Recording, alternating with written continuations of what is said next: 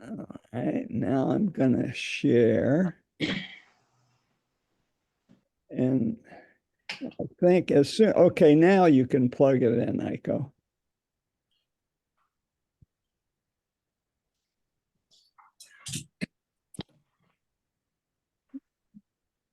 Yay, come up. Hooray. I think we did it. Yeah. No, you did. But I just have to get it to full screen, and the drop-down thing is blocking me. You're clicking on new slide at the moment. And we're always ready for new information. Yeah. Here. My problem is something, here we go, I got it. I just had to expose this. So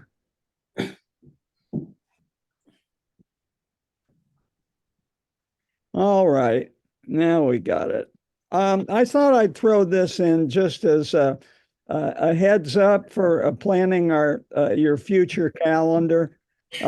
So these are the upcoming total eclipses, and there's going to be one in 2045. I will have just turned 104, and it's going to go right across the outlet of the Klamath River to the ocean, which is in Yurok civilization the most sacred place on earth. So I figure I'll be there at the mouth outlet of the Klamath River, and I hope you'll all join me. So mark that on your calendar. August 12th, 2045. Aiko's complaining about the rocky beach already. Just attach your brain to the room and send it off. Okay.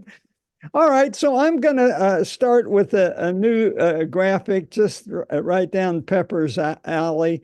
There's a new metric out that Economist is using.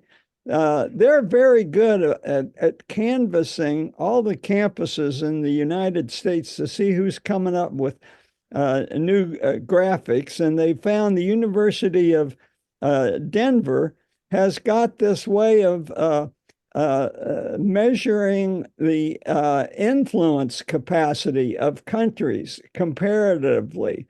And the Economist used it in one of their lead articles. And so the gray area is the forecast. So where we are right now, of all the countries, surprisingly enough, the United States still has the most influence. We don't feel that, and we don't think the world is doing our bidding, and we don't think we're bidding very well. But nevertheless, the United States still number one. But let's look at the trends. They started this in 1960s. And we went nothing but up and stayed up from the 80s to our current level of influence. No surprise, China is rapidly going up, and we've spent much of the last 2 years really talking about what China wants now that they've emerged. Unsurprisingly, France and Britain are going down. Russia is kind of an interesting case.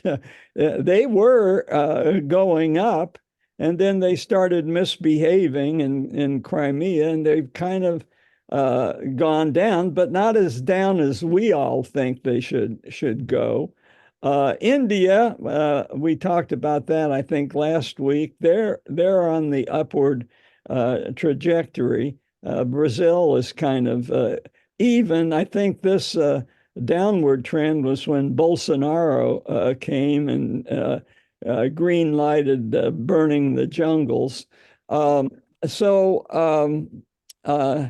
Anyway, this is what this metric is based on: two things, bandwidth and dependence.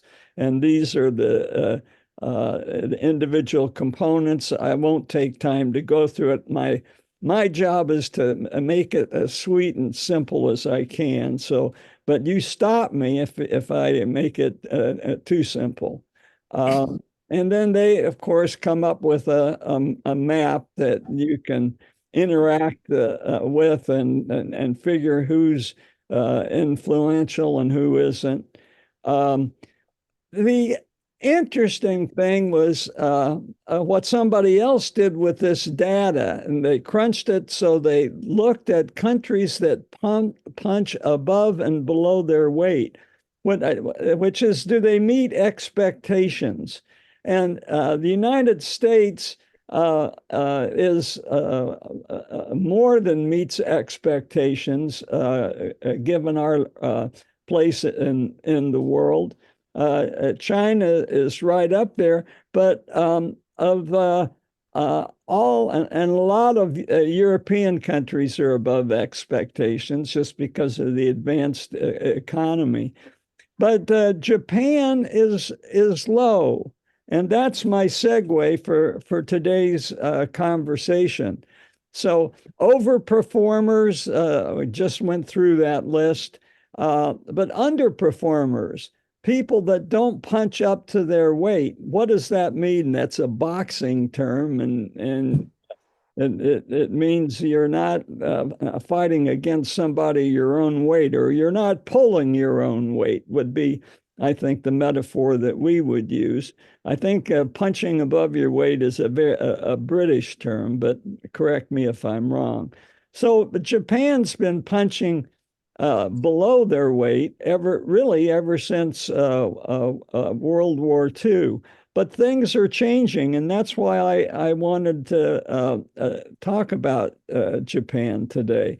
By the way, the Atlantic Council, they're a well-known non-governmental entity, and they're the ones that did punching up and above or below your weight. That they took the data from Denver and recrunched it. So this is the article that triggered me to take another look at Japan at this moment, mainly because there was no other upbeat news, and this is the best I can do. And their headline was Japan is no longer enthralled to America. And as America, the home of capitalism, turns protectionist, Japan is opening up. So there's been kind of a switcheroo. I'll get back to that word in just a second. But we're a history study group, and so let's look at the last 40 years in the history of Japan. It was in the early 80s when Japan was emerging, much as China has finished doing, emerging. And Japan was seen as a threat, particularly by American auto workers. And we may remember this, that there was anti-Asian violence. So a poor Chinese American was mistaken for Japanese and clubbed to death by auto workers. Boy.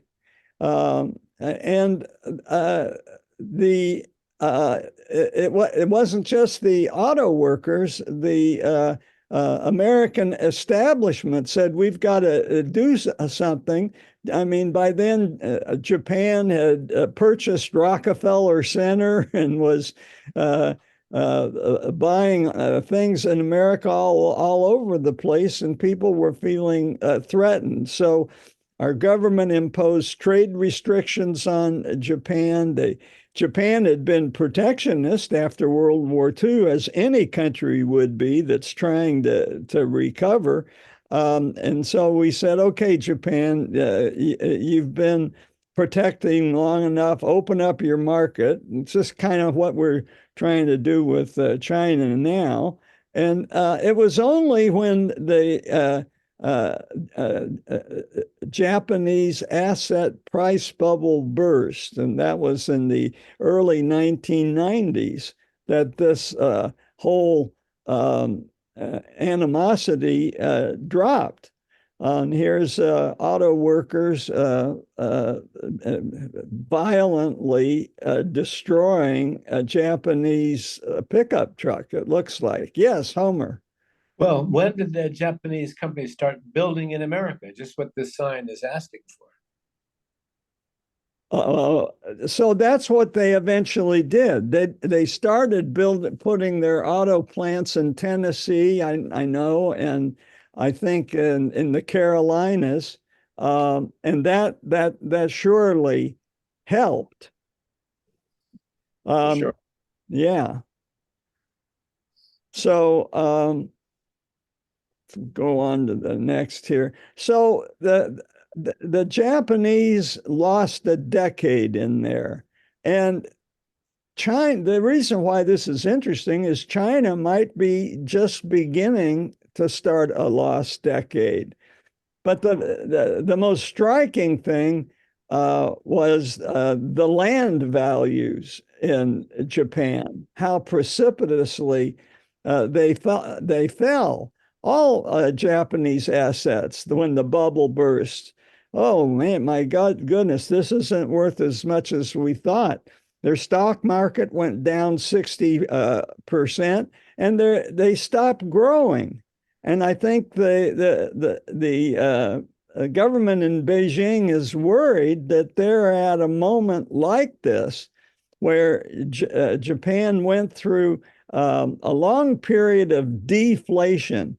What does deflation mean? Inflation, things are growing and your prospects for your money, there's so many possibilities, so money's valuable, and interest rates go up. But with deflation, it's the reverse. It's a mindset that, hey, things are really terrible. My money's not going to be worth as much in 5 years as it's worth now. It won't be as worth as much in a year. So, you lose the incentives to invest, and things slow down. So this is the point that the economist makes, that there's been a switcheroo. And Japan has been embracing shareholder-friendly, market-friendly policies ever since Abe Shinzo. But now Trump and Biden, doubling down on Trump, is adopting the policy of protectionism. Warren Buffett, by the way, has purchased big stakes in Japan 4 years ago and is making out like a bandit as usual. But this brings us to animal spirits, and we have animal spirits here in the studio. Yeah, Psycho. It says here that Honda started their first transplant assembly plant in 1982 in Marysville, Ohio. And then Nissan, Toyota, and Subaru followed suit in 83, 86, 89.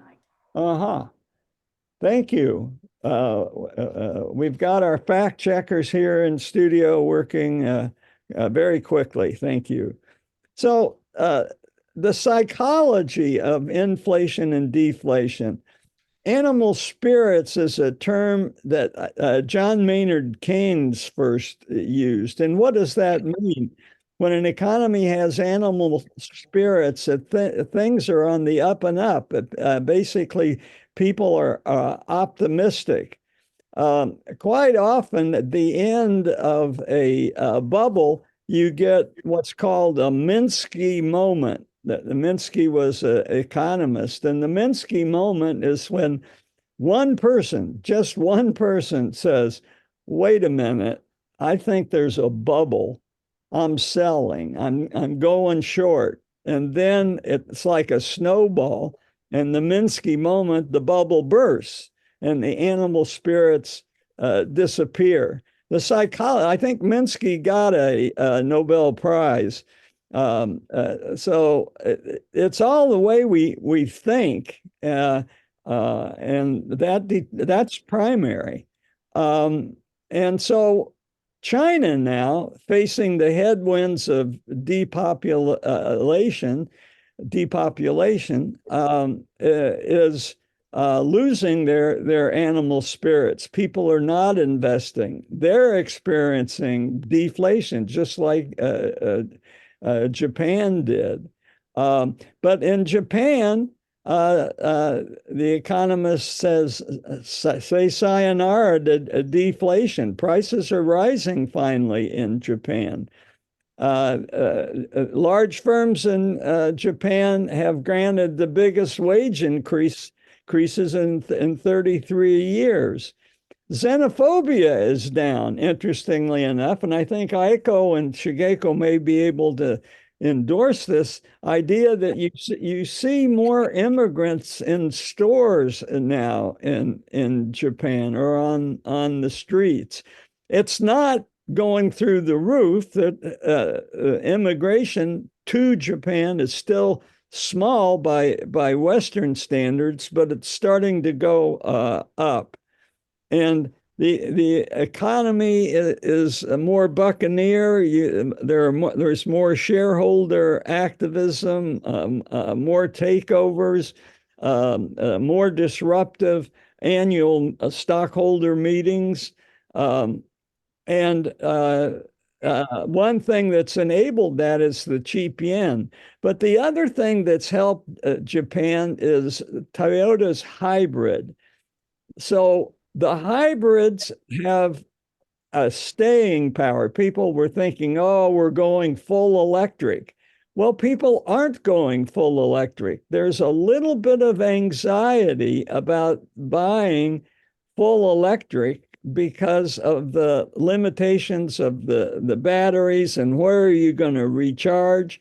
Now, Tesla's got that pretty well under control with all their charging stations, which I understand now are becoming universal. Rudy can correct me if I'm not right.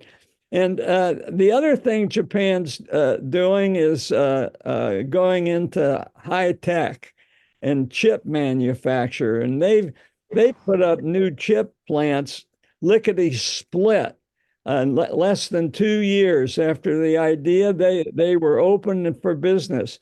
There's been nothing but delays in mainly in Arizona, where Biden is trying to get industry going in the United States. He didn't pick Arizona by accident. It's a swing state. So there you go. Aiko. We could have been one of the biggest chip manufacturers, but the thing is that the Chinese guy in Texas, for Texas Instruments, they expected him to be CEO, and he was bypassed. So he got pissed and he left, and he set up a chip manufacturing plant in Taiwan, because he's Taiwanese, and it's the biggest chip manufacturing company in the world. So we could have had it, but our prejudice made it impossible. Wow. What year was that? You know? I don't know. Yeah. Interesting. Homer. Another comment about Toyota hybrid. I just read a report that the greenest car in the world now, new car, is a Prius hybrid, because it takes there's so much less climate cost to its construction than an all-electric car, and it's very lightweight and aerodynamic. And so long as people plug it in, it turns out to use overall over the life of the car less energy, cause less greenhouse gas production than electric cars do. Huh. That's interesting. That's interesting. Of course, everybody thought that the electric car, I think it's only got 40 components as opposed to over 200 for a combustion engine. And people were suspecting that would make it much more energy efficient in the production, but maybe not. Well, But I think it's only an American problem, this urge to get hybrids. And partly it's because it's become political to some extent, but also the Americans have tried to produce gigantic electric vehicles, whereas in China and Europe, as usual, they go for small economic models. If you produce a gigantic electric vehicle, like, I don't know, the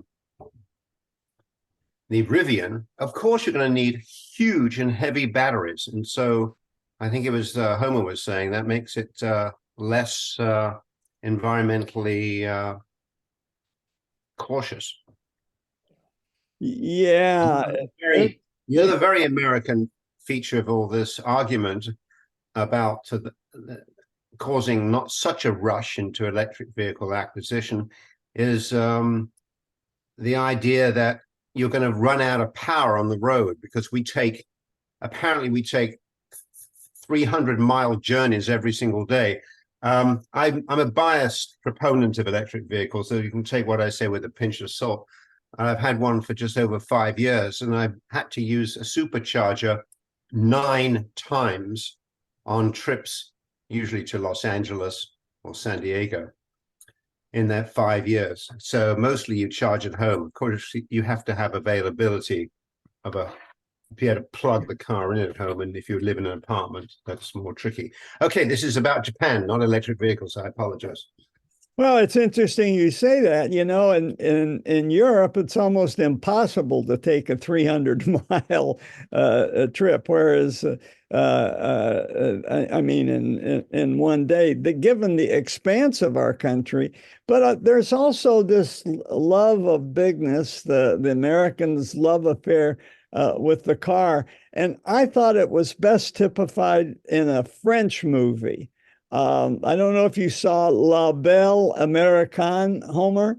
No, It's about this French guy who buys an American convertible and tries to drive it through the small streets of Paris. Oh, well. Anyway, we're making the old Japanese mistakes. Trump, I think, made the biggest of them all. This is a humdinger. When he pulled us out of the Trans-Pacific Partnership, what was that supposed to do? It was supposed to control China. It was supposed to set up a web of trade relations around China that they would have to abide by. And Trump scored an own goal by pulling us out of that. So that's one. But Biden's doubled down on America first. And he frankly discriminated against firms from Japan in the so-called Inflation Reduction Act. And to make matters worse, he opposed a steel merger that involved a Japanese steel company taking over an American one. But lately they turned around and tried to make things nice by whitelisting. That first time I heard that term, opposed to blacklisting Japan and allowing them to bypass some of the America's strict investment rules. But Biden's real PR coup is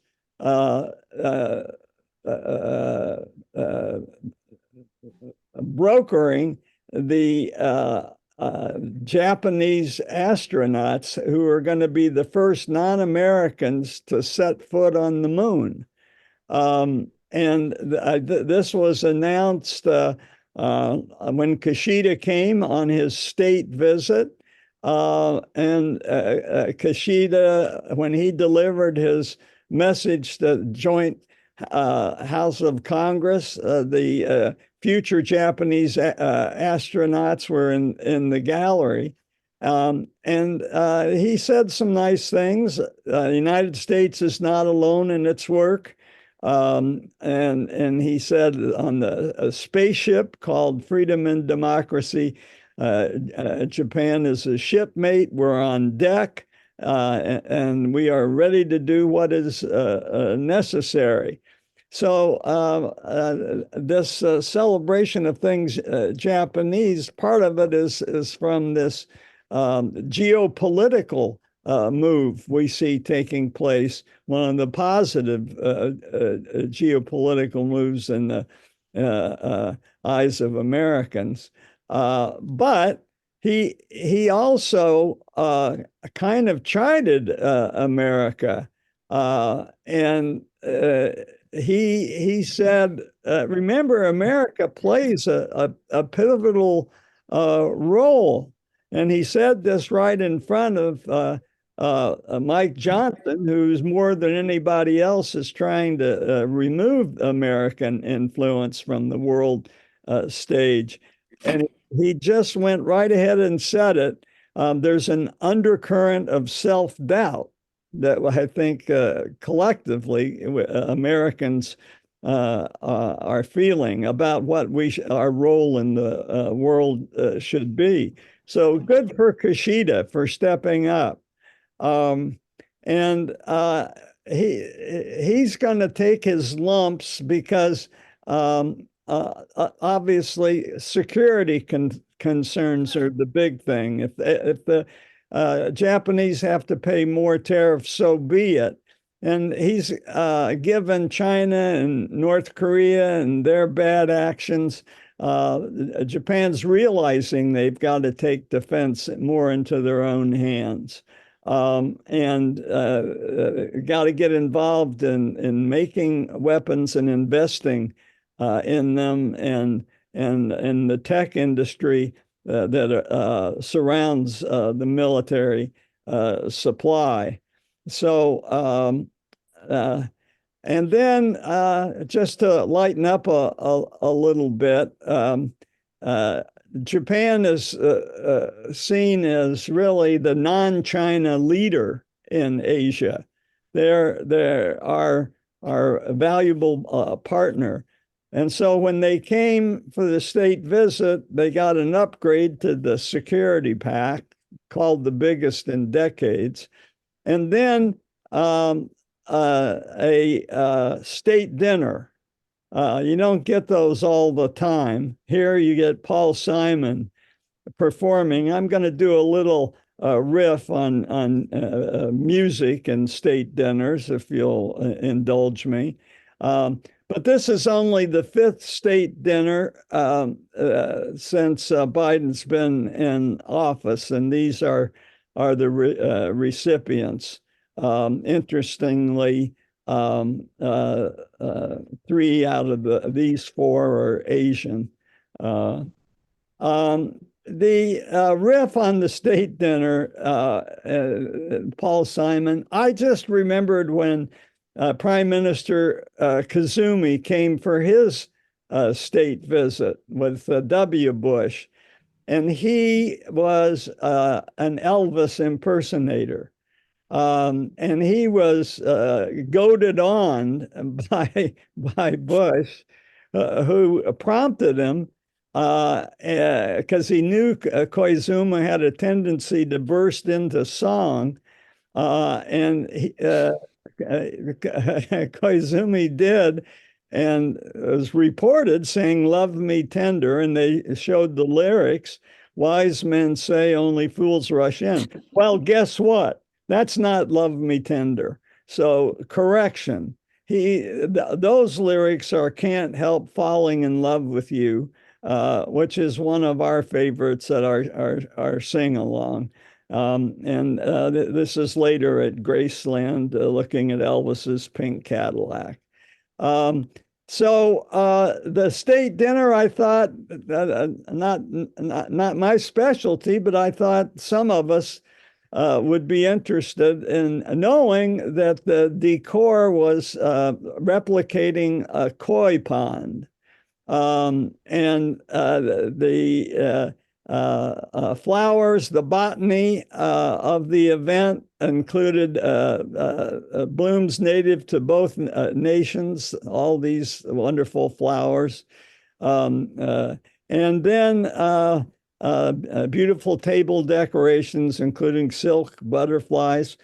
The floor was made to look like you were walking on a koi pond, with lily pads and cherry blossoms, and a lot of green to represent the growth of friendship, a lot of blue to represent security somehow, and pink to represent spring. And you can see those colors here.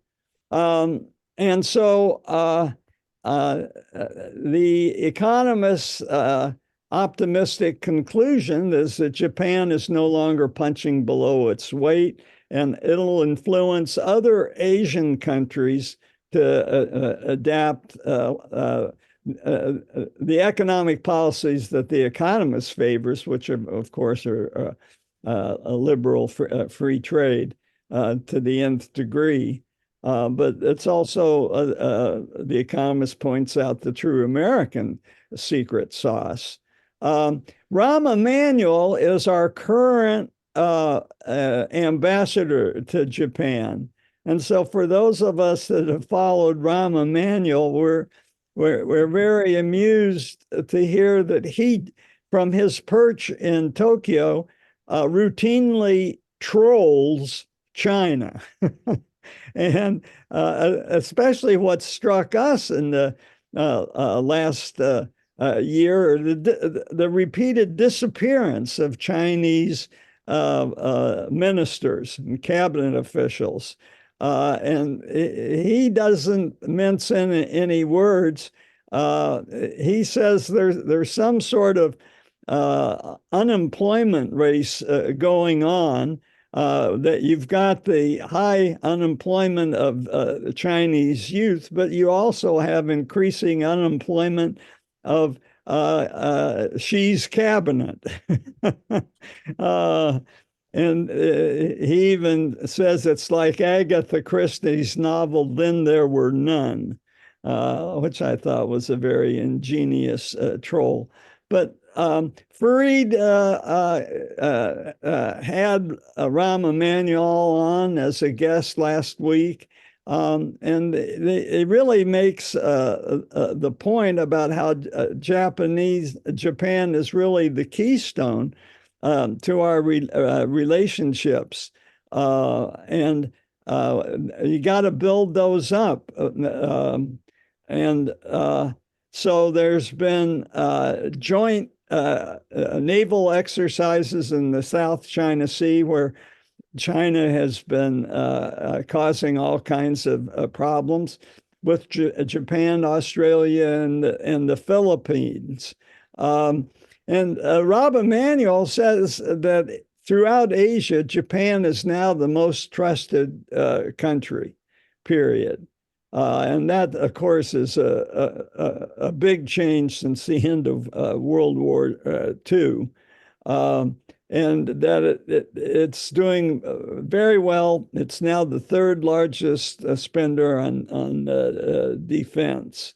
And then it's not just United States and Japan. So this is an important concept. And Biden and really Jake Sullivan, who's the mastermind of the foreign policy, to make this not just bilateral, but to involve other countries as much as possible. So the Philippines in that exercise is trilateral. And that is, it's important to keep the South China Sea open, because $3 trillion of commerce flows through there. And he points out that, that China took their claims to the Permanent Court of Arbitration, which I guess they thought they'd win, but they lost. That their claims in the South China Sea have no international standing. But that doesn't keep China from asserting itself, including exchange and run-ins with between different boats and using water cannon and swear words.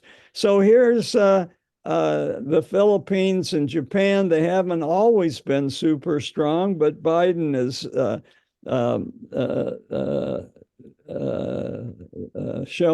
brokering that relationship.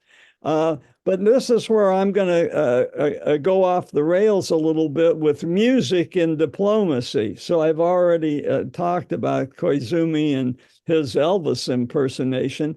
But guess what? American music is popular in Asia. And I thought back, I remembered the Marcoses were big on American songs. And this is the two of them, a husband and wife, singing at a campaign rally. And then the Philippines also had another president, Ramos, who did Elvis Presley, "Love Me Tender," with Xi Zemin. And then Zemin himself was really big, Chiang Zemin, on American music, and he led the band himself when the Clintons came. And before, when he was mayor of Shanghai, he greeted Dianne Feinstein, and the two of them together sang "When We Were Young." Was that Willie Brown back there? Yeah, that was Willie Brown. Okay. Who could take a trip to Asia without Willie? It's unclear whether he's singing or not.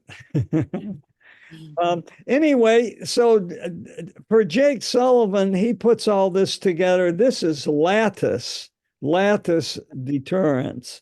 So this is another example. Biden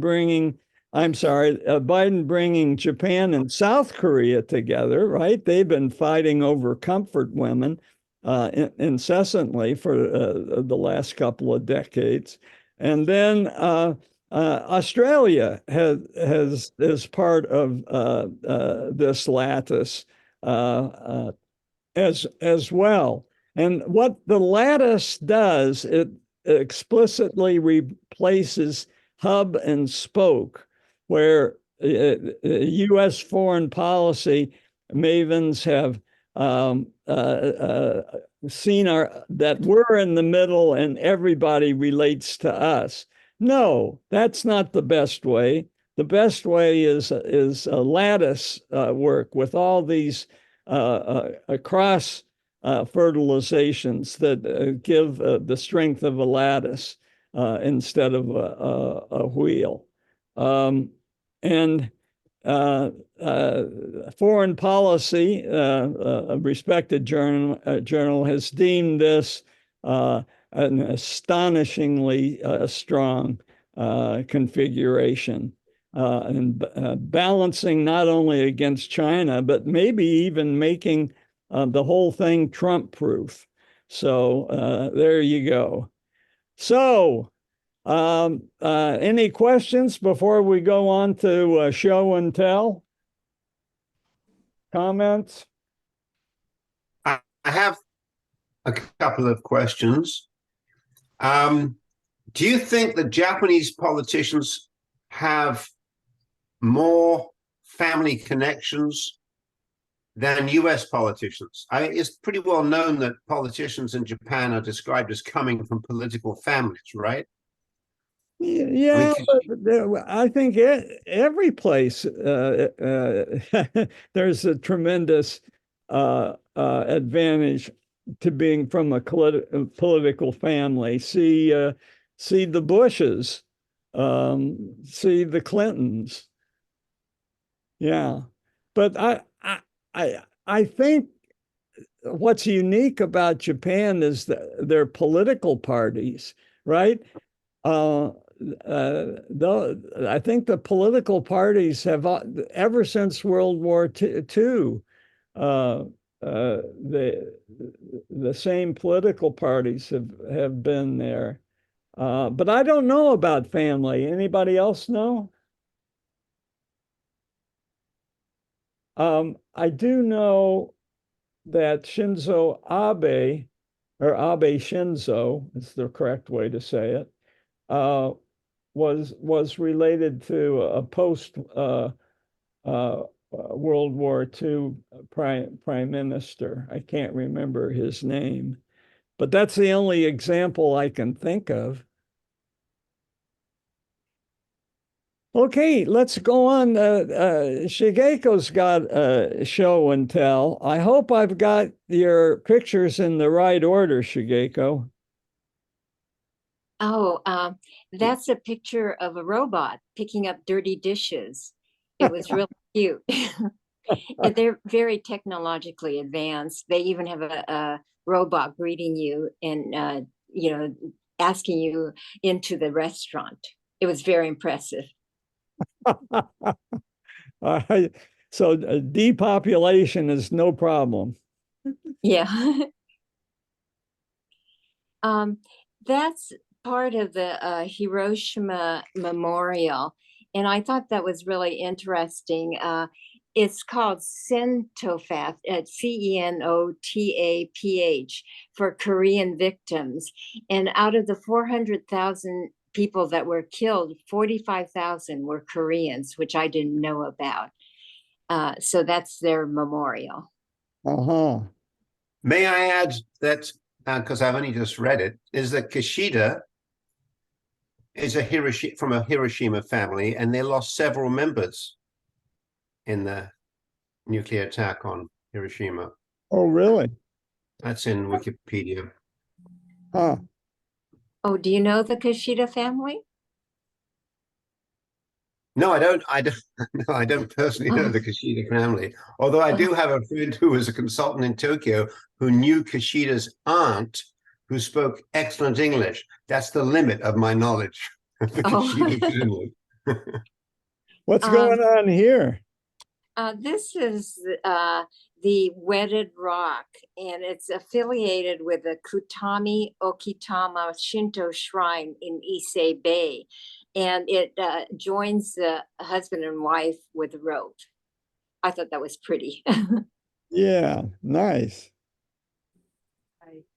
And that's the Torii Gate at the Miyajima Shrine, Itsukushima Shrine, and you take a ferry boat from Hiroshima and you first see this floating Torii Gate. And I looked up Torii Gate on the internet, and it says it represents spiritual and physical boundary between sacred and spiritual worlds. And so you see a lot of Torii Gates at shrines and temples. Uh-huh. And at high tide, it's supposed to look like the Torii Gate is floating. And that's what makes it unique. The next one is the Kyoto Bamboo Forest, and it's 16 kilometers in total. And it provides relief from humidity in July and August in Kyoto. Huh. And it's really outstanding. I mean, it's humongous, and tons of bamboos. Huh. And that's my girlfriend and I, and this is the first cherry blossoms we saw in all the trip at the end of our trip in Miyajima Island. So we were so excited. We couldn't believe it. And this is the Himeji Castle, the White Heron Castle, which was built in 1601 of wood, earth, and plaster. And it has 1,000 gun and arrow slits that they could send projectiles through. And it was renovated in 2009 to 2015. And it's called White Heron Castle. Huh.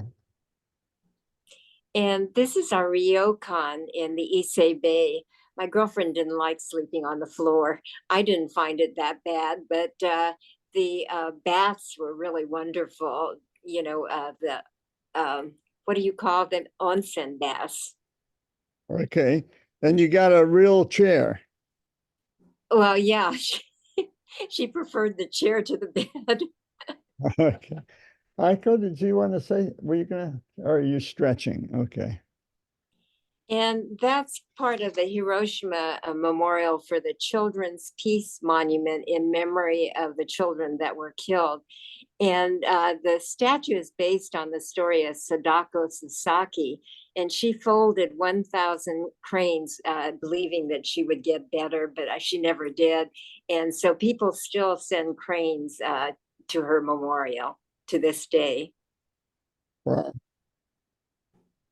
And that's the hypoderms. I don't know what that means. It was the first, structure to be hit during World War II. And it was the Hiroshima Prefectural Industrial Promotion Hall. And it was closest to the Hypo Center. And it's still standing, though. Oh, Anybody living using it? No, it's just a monument. And that's the Golden Pavilion. And it's also known as the Kinkakuji Temple. And it started as a villa and it's now turned into a Zen temple. And it was rebuilt after the fire in 1955. But it's really beautiful at any angle. And it's in Kyoto. oh, okay. Thank you, Shigeko. Uh. Any questions for Shigeko?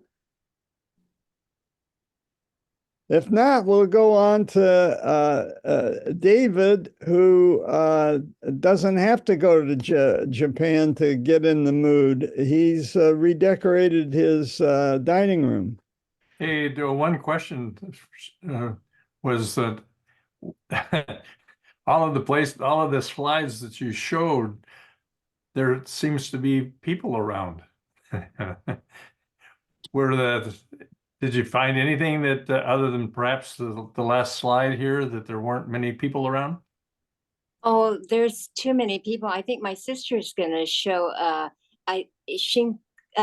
what's the name of that place, Aiko, where all those people cross the street at once?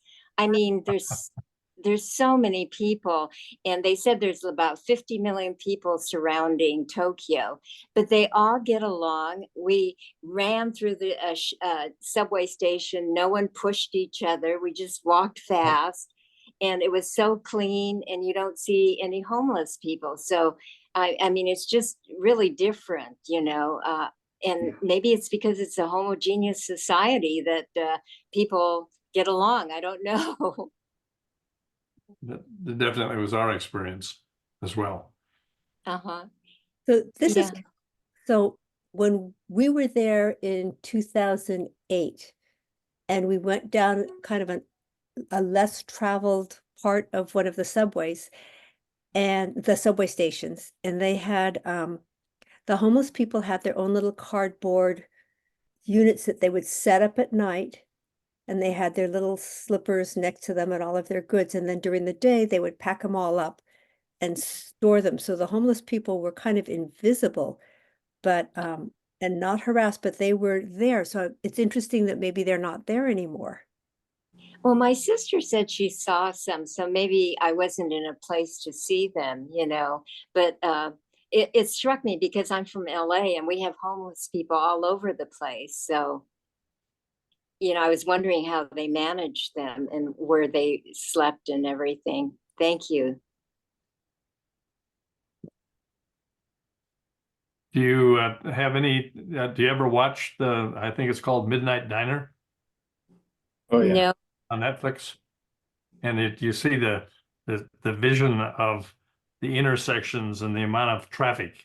It's remarkable. Crazy. Shibuya Crossing is supposed to be the place to go if you want to see a million people in one. Okay. The main train station in Tokyo has something like 17 million people a day pass through it. Some incredible number. It's in the millions. It's either 5 or 17 million a day. Yeah, it's really amazing. Yeah. Okay, I trust you're all seeing a picture of the person who was just talking. David, do you want to tell us about your lecture and then about your dining room? Well, this is next month about ethnobotany. I've got asked to give a talk at California Horticultural Society, and I'm very intimidated because these people all know an incredible amount about plants, but I'm specifically talking about the interactions of humans and plants with a little bit of a bent towards the psychedelic stuff, some of which you guys have heard. So I'm just it's open to the public to a certain extent. It's the 7:30 part is. It's in Wait. the. Can I interrupt? So do we register for it? I think you can just show up. Okay. It's the California Horticultural Society. It's just off 9th and Lincoln, off Lincoln. There's like 30 or 40 people who come. But it's Right. As you go into the park on 9th Avenue, it's on your left. right, about but they 50 talk- yards in. So they close. It talks at 7, so you have to come in the back door, kind of. You come in. There's a little parking lot off of Lincoln, just west of 9th on the right there. Anyway, that's that. And then John asked me to mention that currently at the Palace of Legion of Honor, there's a Japanese woodblock print, which Aiko is kind enough to tell me in Japanese is ukiyo-e, which, tell me if I'm wrong there, but it means wood block art. And so if you've got time, it's there through August 18th. John just asked me to mention it. I think, John, you've got some slides. Oh, well, I have some slides from a 2009 exhibit that showed the cross-fertilization between Japanese woodblock prints and Impressionism. And it was dazzling. So And we went to that together, John. You and Iko and Tinny and I. oh, okay. Well, great. Do you have any slides of it? No, I don't. Well, Well, I got reminded, Japan got opened in 1860 by Perry, Commander Perry, after it had essentially been closed for 250 years. So the wood blocks and the woodblock art developed totally uniquely and isolated from the rest of the world. And then in 1860, there's a huge explosion both between the East and the West in terms of trade, but also in terms of art. So as John mentioned, some of the woodblock prints get reproduced by Van Gogh, and some of the perspectives of the Japanese art come into the Impressionists, and some of the visions and color of the Impressionists go backward or go the other direction into Japanese woodblock print. So they show this very nicely at the Palace. I've been twice, and during the week there was very few people. So this is at the Legion. Correct. Right. Legion of Honor, 34th and Clement going up that, yeah. And they have a docent tour at 12:30, I think, most days. Wow. Okay. I'm tempted. If it's as good as the one we went to in 2009, Homer, that'd be great. I was able to find some of my old slides and dust them off, but I'll do that next week. Just to avoid confusion, the Palace of Fine Arts is distinct from the Legion of Honor. You want to go to the Legion. It's right. Legion of Honor is like up to 34th and Clement, yeah. The northwest corner of San Francisco. There you go, west of the bridge. Where west.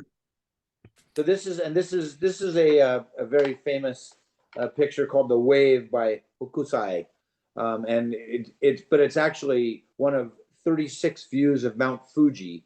So you can see Mount Fuji in the background there, but it's one of the most famous woodblock prints. And what was amazing is they talked about the production of these and how in the early days they did a lot around the floating world, the kabuki and the geisha and the courtesans, and they were sort of advertisements, but also ways that you could sort of visit Disneyland without going there.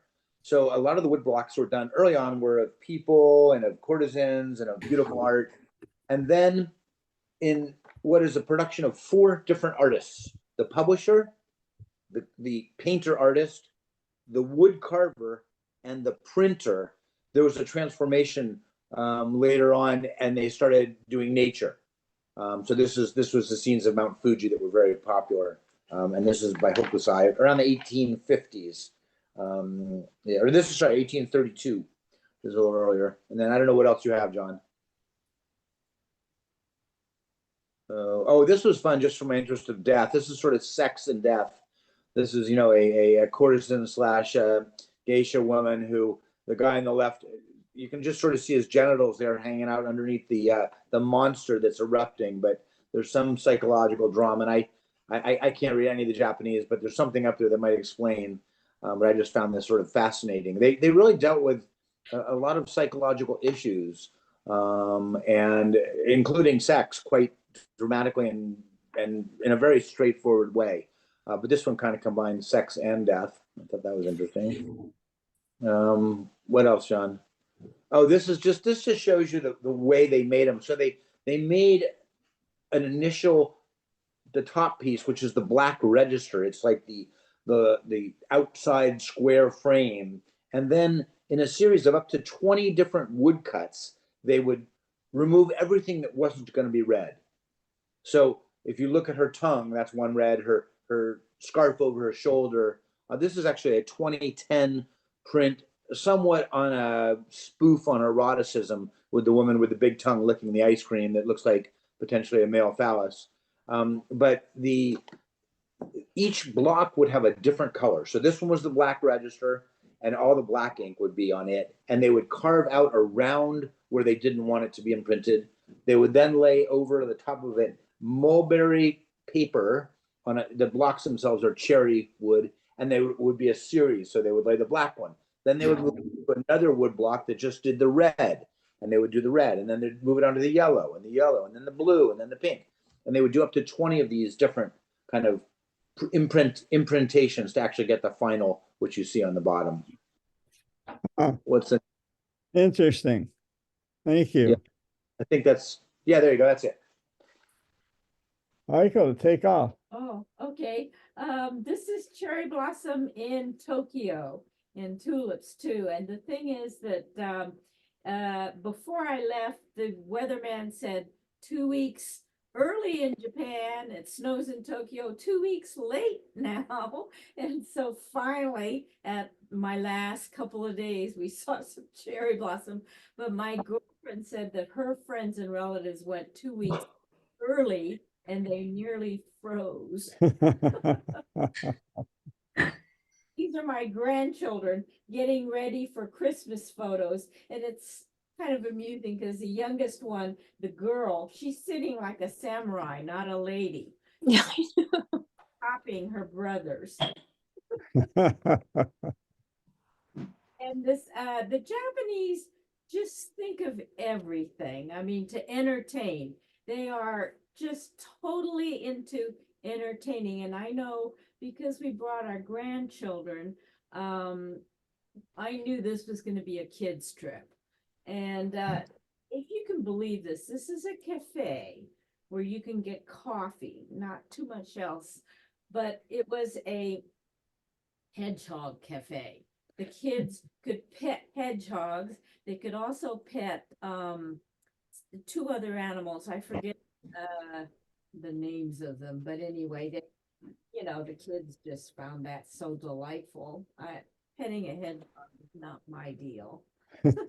I didn't go. And then, of course, this is all the cultural things like sushi, you know, this sushi chef. Zachary had the most delicious sushi he ever had. So I went back after they left. They went on to Kyoto, and I stayed 2.5 days by myself in Tokyo because they made changes in plans and they wanted to go to Kyoto, but I had to get home. So, and the Japanese, you know, if you don't have time for a whole bath soak, they really love foot soaks, you know, and so, which I think is wonderful, just sitting there and soaking your feet, you know, and this is what everybody's doing. It's very relaxing, and then, you know, you feel like, okay, now I can do some more walking. Zach and Stephanie planned this trip. I did the getting the reservations, but they planned where we would go and stuff, and she really got us, you know, to a lot of cultural things, because that's what we wanted to show the kids, you know, that's what they would have been interested in. And What's on the surface of the water, Aiko? that's probably a mat or something. I'm not sure. You mean on the right? No, right on the water itself. It looks like Probably leaves. Yeah, leaves that have fallen into the, although it's spring, so it wouldn't I be, think it's just the bottom of the pool that looks kind of distorted by the water, the waves in the water. yeah. Was it hot water or cold? Oh, no, it's warm water. It's very pleasant. I love it. Foot soak. Especially since Zach and Steph put us to work and we walk 10 miles a day. This is the Daibutsu in Kamakura, and that's little old Bowman, the 10-year-old, looking at giant Buddha, which you can go inside of. And then Stephanie got us so that we had a dinner at a sumo wrestling match. These are the wrestlers. And the guy on the left is, I think, a trainee, because he had the little knot on the back of his head. The guy on the right, I think he is sort of he got phased out, because you could see he's got the normal haircut. He doesn't have the sumo wrestler haircut. And on the right and the left, you know, the little white spots on the stage, the sumo wrestler throws salt over them every time they have a match. And I've forgotten what the significance of the salt is. Absorbs the blood, says Rudy. And here's Mount Fuji, Zach and I standing there. We had a view of Mount Fuji from our Airbnb. Yay, Airbnb. And this is their sacred mountain. You know, in 88, when we took the kids to Japan, they were about the same age as Zach's kids. And we, oh no, they couldn't do it. No, it was in 71 when Johnny and I were alone, and we climbed Fuji with the Japan Himalaya Club.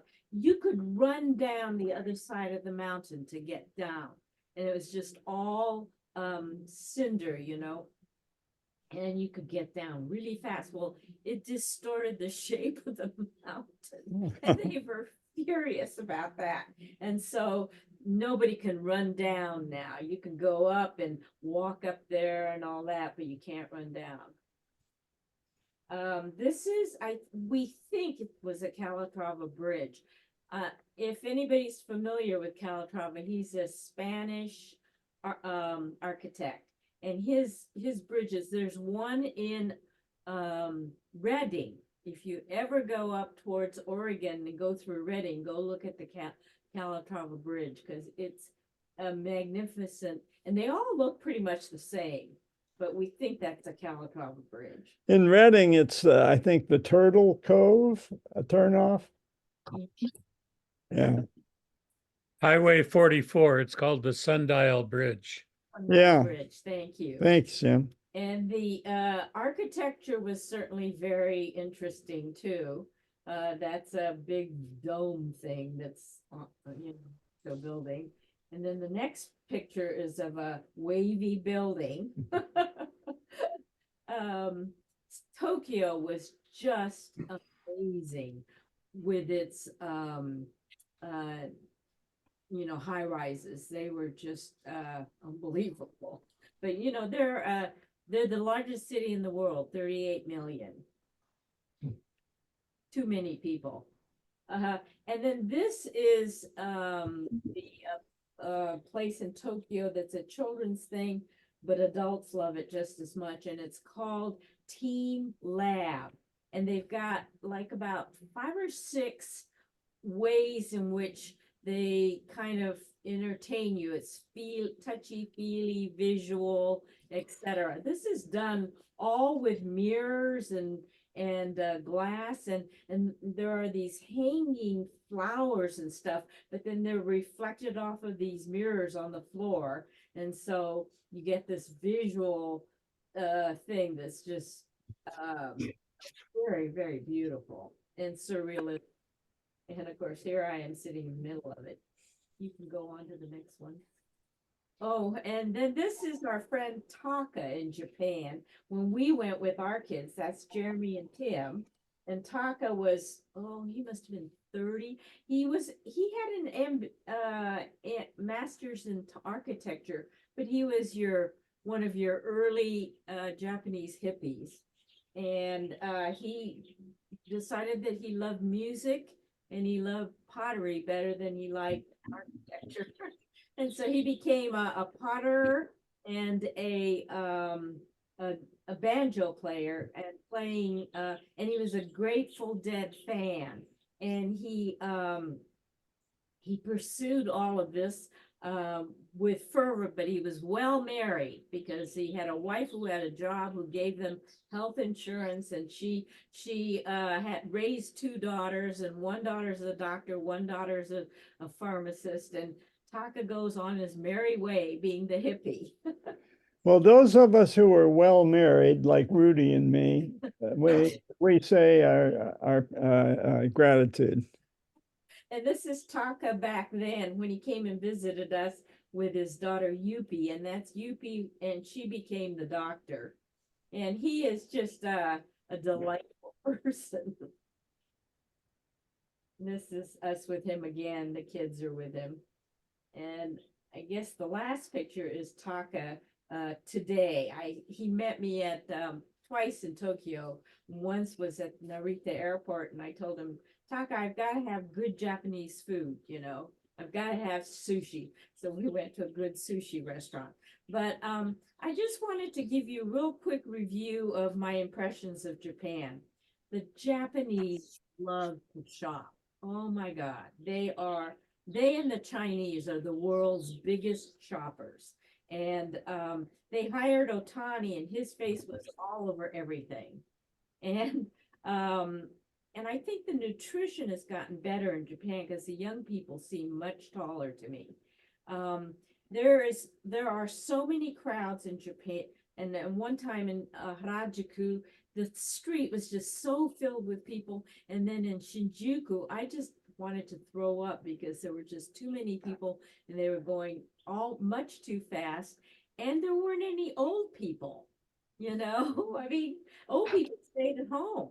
And it was really funny because I was, you know, this was after Zach left, and I was looking at my iPhone so that I can get around the place, and I fell, and my hand was bleeding like crazy. I fortunately didn't break anything. Nobody stopped. They probably thought I was somebody's drunken grandma making a trip to Tokyo or something. Nobody stopped. I couldn't believe it. My mother said the same thing. That, you know, the young people are just totally oblivious to the old these days. Then the other thing that I felt was that there was less signage in English. When we went to Japan in the 70s, Japan was just starting and they wanted to join the world order, and there were a lot more signs in English than there are today. And I think it's because Japan's finally arrived and they figure you learn Japanese, you know. And the thing is, my son disagreed with me, but you know, this is my 4th trip to Japan, and I thought the signage was less in English. I think they put a lot of money into infrastructure like the Chinese, because it's 20 years ahead. The Japanese always did. My parents did. Everybody did. Japanese also are loosening up their immigration policy.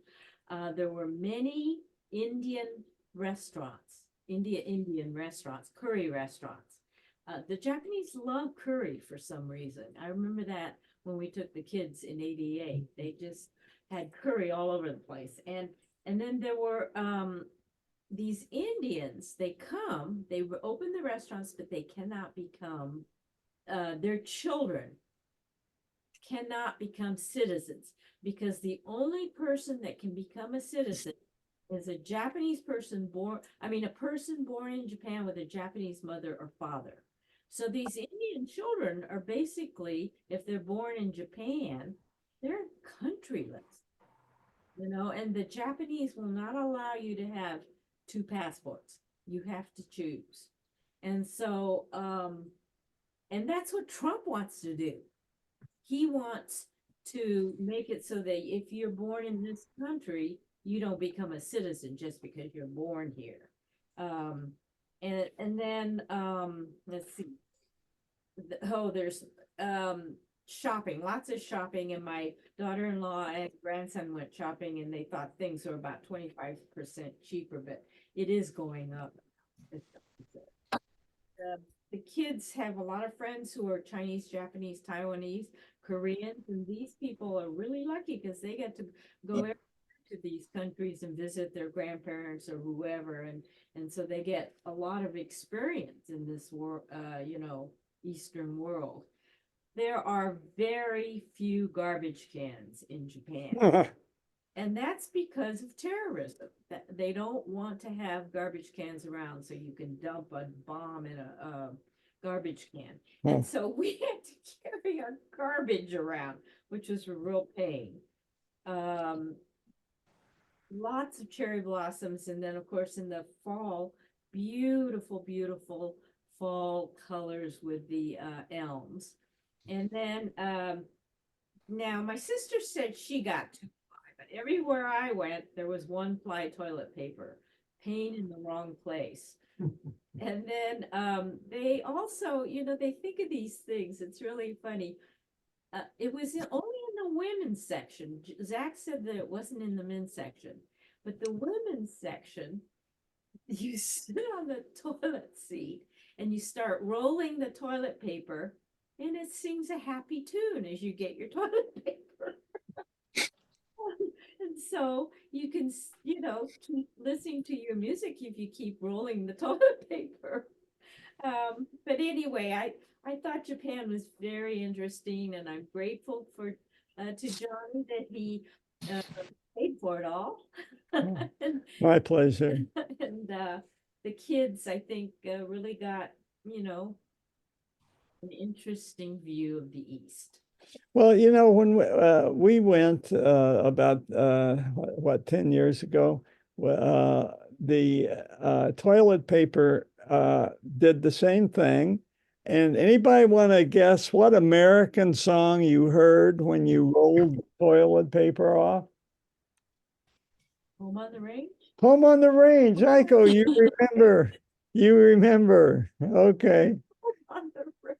Wow. Boy, we're getting deep.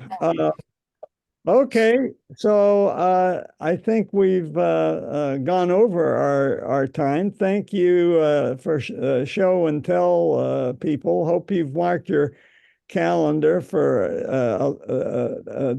David's lecture on ethnobotany, and we'll see you next week. We'll finish up with just a few little Japanese things, and then on back to possibly Junipero Serra and get him all the way to Monterey.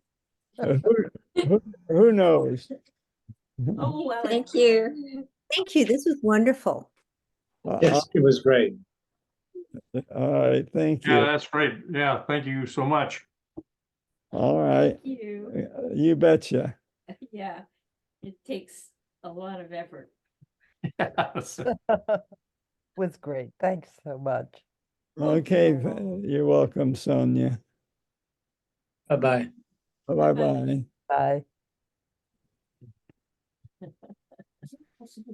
Oh, John, Hi, Homer. La Belle Americaine. I was in near the Sorbonne on the left bank in the 60s. And thousands of students were out in sort of celebratory, challenging mood. This was sort of pre-Vietnam. And they were throwing firecrackers. They stopped trucks trying to get Le Les out and took the cabbages out to throw at each other. And then this big pink Cadillac came in, rolled in. And the mob kind of cleared a path for it. And I thought, oh my God, what's going to happen? Out steps an African-American, probably in the US Army in Paris, in France, but it wasn't dressed that way. But the whole mood of the crowd changed. It became celebratory. The big car looked ominous when an African-American guy, maybe a jazz musician, stepped out. It all changed. So. Oh, wow. That's nice. That's that would make a nice short story, huh?